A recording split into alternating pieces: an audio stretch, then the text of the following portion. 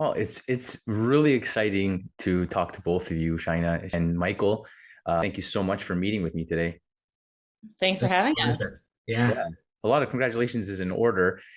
Just yesterday, excited to be interviewing you just the day after winning a great award. You were chosen film at the Toronto Jewish Film Festival, fan favorite. Congratulations. Thank you. Thank you. We're very excited. What does winning this award mean to you guys after premiering at the festival? So, like, we were Toronto Jews and we made this story about Toronto Jews. I mean, for everyone, but when the community of people who you were writing about and writing for very specifically, first off, being chosen for the festival was amazing. And then to have this honor on top of it, it's just kind of mind blowing and just so exciting. I'm trying to bask in the fact that I think we did well by the people we were making a story for. Yeah, and the people we were making fun of, but in Yeah. a loving way. No, it means it does mean a lot because the festival gave us a tremendous amount of support, and the audience gave us a tremendous amount of support. And both me and Shane have been around a long time. We've done a lot of stuff, and we know exactly what it's like to release something out into the world and have it disappear, which happens to most things, good or bad. So just to have something to get some recognition and to hear that people liked it and enjoyed it. And at the premiere, we got to listen to people laugh. And like, as much as the award Oh, is great, the best thing in the entire world, there's no better feeling than listening to people gasp or laugh at things you wrote. And yeah, it's just like the whole experience was fabulous, start to finish. And this is just a beautiful cherry on top. A little, just a caper on top of the bagel with lox and cream cheese. exactly. The series just premiered on HighBall TV. So another, huge accomplishment. Congratulations on that. That's where I checked it out. So I was able to check it out on the first time as the web series. But I heard that it was the film before that. So that was an interesting thing to discover, that it was originally a full length feature, and then it was broken up into this web series. It's sort of the other way Sort around. of. Or the other way around. To be honest, it's both at Was it the once. other way around? Okay. It's this one story that is told in chapters. Okay. And so that's it's in this unique position where it's this piece of content that is feature length when you watch all the chapters at once, but also because it's done in chapters, you could sort of break it apart. I mean, we were inspired, like that's kind of how actually it's how Pulp Fiction works, and it's how Royal Tenenbaums works. Like there's a lot of features that I've done in chapters, and now we're used to watching TV where it's done in episodes. So we just found this seamless way to tell the story we wanted to tell and feel like it was going to work on whatever medium it went to. But it was definitely conceived as a digital series. But that's sort of the fun, amazing thing about short form digital series is it becomes this sort of feature length content. I love the concept of the short, it was 10-minute, 7 episodes. I'm like, this is right up everyone's alley, especially in today's day and age where everyone is just blasted with content. And you have 4 hour movies now. You go to a movie for 4 hours, and you have a documentary series that are 8 episodes long, and it's like there's just too much content. But this just the hour and 10 minutes just flew right by. And I sequentially I had to watch them back to back because it was just so funny. uh, I mean, that's what we wanted, right? Like we did a lot of cutting. We built out the world so large that we were basically running a full TV series, and we pulled it back in. And even in the edit room, we were cutting lines and like halves of scenes because we wanted it to truck and we wanted it to move, and we never wanted our audience to kind of wanted their brain to wander. So it's really nice to know that was achieved. Yeah. the concept, usually when I'm I get screeners all the time, for different types of content. And usually when I'm sitting in, gonna screen them at night, it's usually like a pitch meeting to my wife. uh, I have this that we're gonna watch. Are you interested in watching it with me? And with this, it's a musical comedy web series, and she's like, "Whoa, that sounds really different." And it was the first time that she said that to me, that yeah, I'm actually really interested in this because it sounds so different. So I think the concept of the musical comedy web series was just so unique. And was that something that you had planned, or was that something that kind of evolved over the course of the production? We sort of always knew that it was going to have music in it, and how it was going to be in it was going to be kind of the great challenge to figure out how. Um, and it's certainly it's not a traditional musical in the sense that, like, people don't burst into song and express their feelings. It happens in the time and place where music happens in the Jewish services, either when they go out to a wedding or a bris or whatever it is. So that in itself is unique. We were calling it like a musical hidden in plain sight, because it's certainly not like Les Mis. Um, and musicals are funny because they can be so cheesy. But yeah, when we were working on this, we were definitely, there were times where, like, we can't say for sure whether it's good, but we know it's unique, and we've never wavered from that. Every time at every stage of this project, we looked at it and be like, it's definitely unique. There's nothing like it. And that in Yeah. and of itself, I think, was really good. And we heard a lot of feedback from people just being like, I've never seen anything quite like that. And people are very open to new genres. And this is sort of like, yeah, it's a musical comedy, but it's kind of different in how it's done as well. So we're really Yeah. proud. I think music always had to be part of it because the core concept was about a cantor. It was about a singer, and a cantor at a synagogue always sings. So I think the best musicals are the ones where the fact that there's music is built into the very genesis of the concept, which it was. So we knew it always had to have music, but we played around with how and when, and it was like our biggest challenge, how we get from the real world to this musical world. And we've heard that people really enjoy that. So I feel great that we actually achieved it. Daniel A.M. Rosenberg directed it, and he brought so much of his talent and his genius. And he cut his teeth doing music videos, so he speaks the language of film and music together. So he was kind of this perfect director to come in and figure out how we're going to get this music bursting in to the real world, and it's done in a way that's sort of magically real, if you will. So yeah, it was amazing to have him. I enjoy watching musicals. I enjoy watching like Bollywood films. I love the musical aspect and the incorporation of music and performance. So, but you guys were able to, well, obviously because you are a singer, and your job in the show is to sing. You were able to incorporate it fairly seamlessly, and it didn't come off as there's a hardcore drama scene and then immediately break into song. You actually were able to blend right into those musical elements really, really well, and without you labeling it as a musical. For me, no one, I think, would notice that. Mm-hmm. That's a huge compliment. It is. That was honestly, our biggest challenge was the transitions between the real world and the musical numbers. Like, we were even in the edit suite still trying to figure that out. So, yeah, I'm pretty happy with where it ended up. It's pretty seamless. Yeah. Yeah, and that's like the whole, that's sort of core to the weirdness of, like, Judaism and religion in general, that, like, all these normal people show up in a place and we all start singing together. Like, that in itself is very weird. It's just strange. Like, we're used to it. And I think Less Than Kosher kind of like draws and underlines that and is like, hey, look at this thing where everyone gets in there and starts like singing, and like about emotional things with, and in Judaism, very emotional melodies. And that's like, that was also the genesis of it, that like me and Shaina are both like, we're not particularly religious people.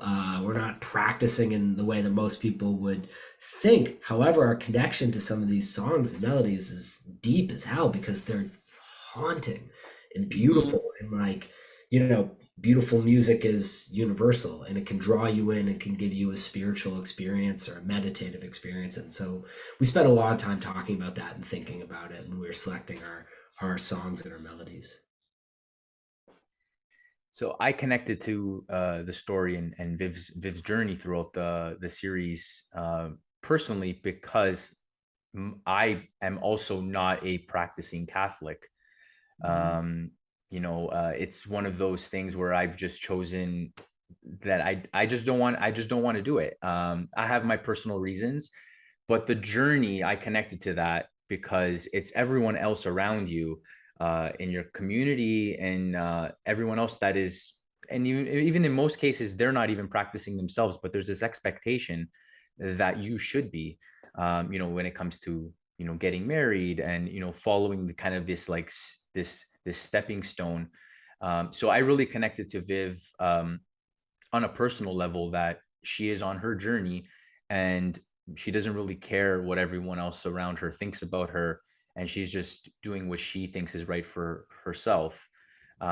So I think a lot of people, regardless of your religion, regardless of what community you're in, can relate to that, because I think a lot of people around, especially our age, millennials, are kind of going through that same feeling of Oh yeah, yeah.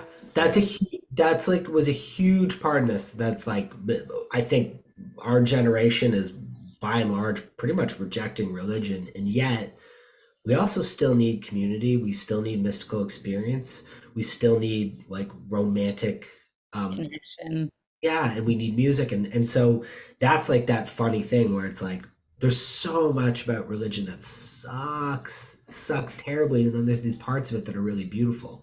And I have a friend who's a Catholic, raised Catholic, and sort of has no connection to it anymore, but he still talks about how amazing it is to like light the candles, the votive candles. It's like there's something romantic and beautiful and aesthetic about it that, grounds him. So it's like, yeah, that's still there. That's still existing in him, even though he's rejected logically a lot of what it stands for. The connection that it makes to the, a soulful part of yourself, that doesn't go away. So that's a huge part of, I think, Viv's journey as well. That's like, damn, these melodies that she sang as a kid, sang with her father, sang with her family, that they're still in there rattling around. And even if you want to throw them out, they don't throw out so easily. I mean, that was part of what we talked about. Like when I look at the translation of the songs that I sing in this series, it's like it's very God heavy. It's very patriarchal. I don't connect to the actual translation, but the fact that my ancestors have been singing these words and these melodies for thousands of years, there is something like very emotional and very spiritual and very romantic, as Michael said, about that.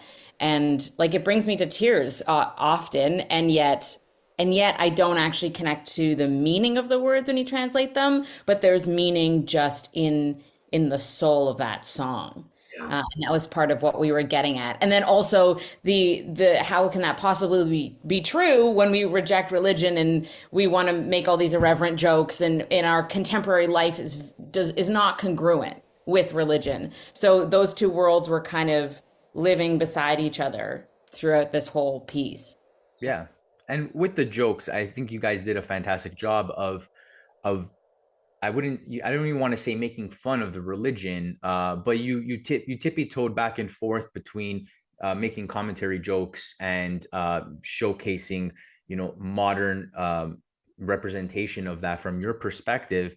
And you didn't bash anybody, you didn't put anybody down, you didn't bash the synagogue in any way, or your religion, or your community, or anything. If anything, you've just poked fun at different things that Viv felt was interesting about it, and that's extremely relatable, because we're all questioning, things that were, are done in our religion, and why do you do this that way. You're just asking the questions, as opposed to just saying, we've been doing this is the tradition, we've been doing this for hundreds of years, thousands of years, so you have to do it. Viv is just asking the question, well, why? That's pretty much Yeah. it. Yeah, so you Yeah. guys did a And great job with that. thank you. And that's also like asking why is pretty Jewish. Like that's what's I think what we really me and Shaina both like about being Jewish. It's got a pretty healthy tradition of skepticism and uh philosophical investigation. And so yeah, we're not we didn't want to make something that like is like a takedown of Judaism. That's just not how we feel. But asking questions like why the hell do we do this sort of thing? What does this mean? Actually ends up being pretty on brand. Yeah. Yeah. Yeah, it's part of the whole tradition of just, even very religious Jews sit around and debate Torah. You're not supposed to take it at face value. You're supposed to question, and multiple things are true at once. So in a weird way, in challenging and poking fun and asking why, as you said, we ended up making something very fundamentally Jewish. Shaina, your voice is just immaculate. It's beautiful, and congratulations on just these beautiful numbers in the show. Um, I went back and listened to some of your YouTube videos and other music that you've made. Just it's just incredible. You guys did an incredible job with the music. Thank you very much. Yeah, we worked hard on that. I brought in, it was interesting because I have sung as a wedding cantor at a synagogue just doing weddings, and I also have had a project as a pop singer. So it was cool to bring those worlds together and bring my connections. Like I'd already worked with a bunch of producers and I picked one who I thought would be fantastic for this project and brought him from the pop world. He knew nothing about Jewish music in to do the Viv songs and had engineers. So I got to kind of like bring my worlds together. And then of course we had Ari Posner, who's a fantastic composer, do the scoring, which was separate from Viv's music. But I think, yeah, if you're gonna make a musical, you're gonna have to nail the music because otherwise you just fall flat on your face. Yeah, yeah. She's downplaying it. She's a star. She's got one of the best. She's a powerful, and like, you know, she's short. She's like 4'3". How you know? And then 4'3". I'm 5'2". Well, she's I'm 5'1" 5'2". 3/4, but 5'2" on my resume. She opens her mouth and it's like it like in the show, like what it's like what happens in real life when Shaina sings, like people watch and it's like things shake. She's just got this, she's like the voice of an angel, frankly. Like she really Oh, does. thanks, Michael. Pretty easy to write for that. The Uh, music score and the worked incredibly well with the pacing of the show, especially like the editing and the way each episode was. It was just paced perfectly. I loved it, and I was just constantly bopping to the background music. So Yes. how did you guys balance that pace and the quick editing? How did that process work? The score was everything. I mean, like the score is everything. Ari Posner is a complete and total genius, and being able to draw from this sort of it's I don't want to say klezmer. Shayna, what's the word like that we would? It has this klezmer and tinge, kind of Eastern it's European. like klezmer. The music is a genre I don't think exists, which is like klezmer humor mixed with, I don't know, like classic film scoring, but it's like film score, klezmer, humorous, like just his timing in it's funny, and It you're has not a quite lot. sure why. It has Yeah, character. it's got some sort of like almost vaudeville thing to it with Yeah, yeah, yeah. sensation, but because that main theme is like you're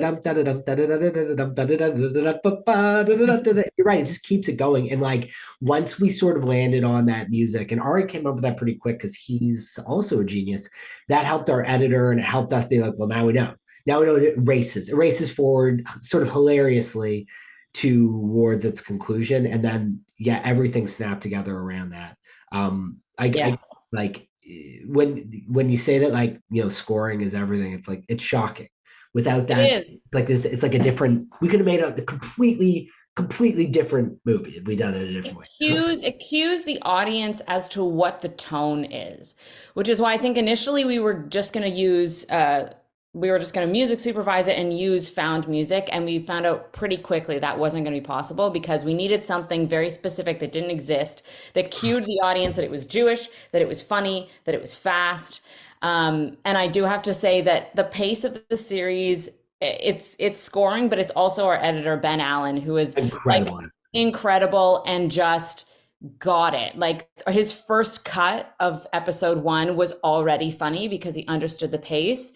And I think that's the hardest thing to communicate to an editor. They either get it or they don't. Like there's fantastic editors who can't do comedy, and Ben Allen, really gets it. So between Ari and Ben and our input and Dan, our director's input, it was just like all these people coming together to make a whip fast we show. got we got really lucky. We worked with just incredible people. Like our production designer Jordan was incredible, and our costume wardrobe designer Maddie was incredible. We had all these people who are talented and then showed up and did like really amazing work. Like, and it just like we filmed this with everyone wearing a mask and COVID testing every other day. And like, it was a tough environment. When it was like October 2021 was, Yeah, yeah, and yeah, that's like, and I think like everyone focused and everyone believed in the project. And Shaina in a lot of ways led it because she was the star and the showrunner and a co-creator, and